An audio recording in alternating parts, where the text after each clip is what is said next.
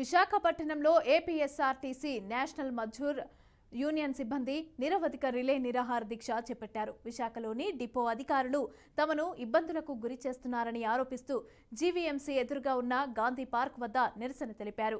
Government sick లీవ్లపైన జీతాలు ఇవ్వకపోవడంపైన అసహనం వ్యక్తం చేశారు. తమ సమస్యలపైన ప్రశ్నించిన వారిని ఏకపక్షంగా బదిలీ చేయటం ఆపాలని కోరారు.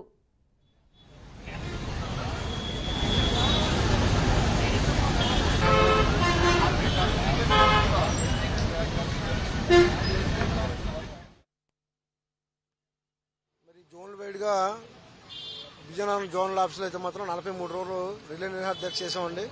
మరి అక్కడ ఎగ్జిక్యూటివ్ డైరెక్టర్ గారు అయితే మాత్రం ఆల్ డిపిటీ వాళ్ళతో మీటింగ్ పెట్టి కొన్ని సమస్యలు అయితే పరిష్కరించారండి.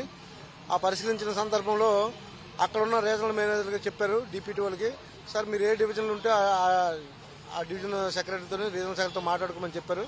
మరి అలాగే మన్యం జిల్లా, విజయనగరం, అనకాపల్లి జిల్లా డిప్యూటీ వాళ్ళతో మాట్లాడడం, అక్కడ సమస్యలు అయితే పరిష్కరించారండి.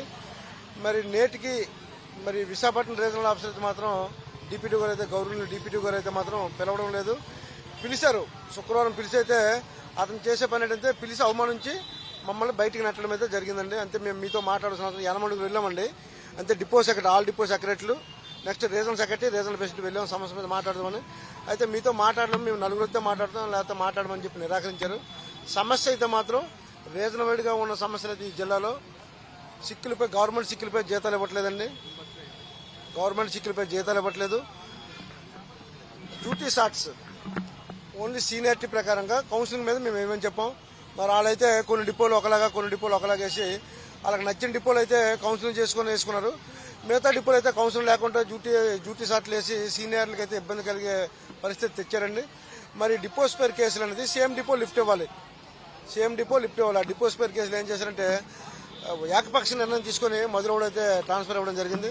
దాని మీద మేము సుదీర్ఘంగా 43 రోజులు చేసిన తర్వాత వాళ్ళైతే రీబ్యాక్ చేయడం జరిగిందండి.